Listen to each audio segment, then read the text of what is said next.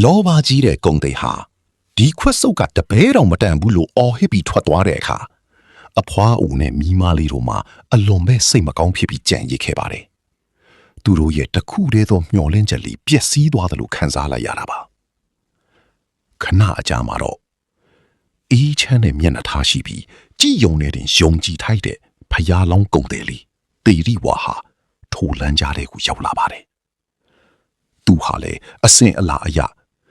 ရေကုန်တယ်လာပြီးအက်ပတီးနဲ့အိုးခွက်တွေဝေကြပါအောင်လို့ရင်ကြီးပြူငါတဲ့အတန်နဲ့အော်ယုံပါတယ်။မိမလေးကနောက်ထပ်တစ်ခါမျောလင့်ချက်လေးပြန်ရှင်းလာပြီးအဖွားကိုပူစားပြန်ပါတယ်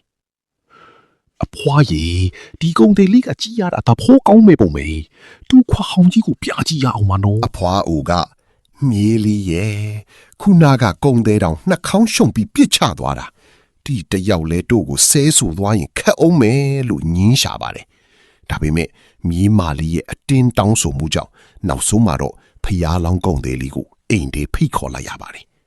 ဖျားလောင်းကုံသေးလေးဟာအိမ်ထဲကိုယူယူတီတီဝင်လာပြီးအဖွားအိုကမ်းပြီးတဲ့မင်းညစ်နေတဲ့ခွက်ကြီးကိုလက်ခံယူလိုက်ပါတယ်သူဟာခွက်ကိုကင်ကြီးလိုက်တာနဲ့တင်အလီးချင်း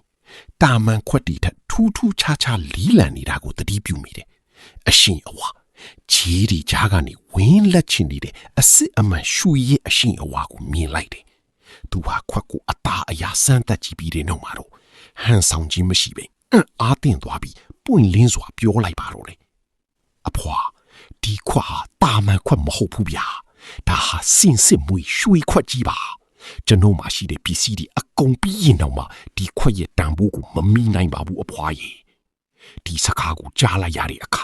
အဖွာအိုနဲ့မြီးမလီတို့ဟာမင်းတက်သွားကြပါတော့တယ်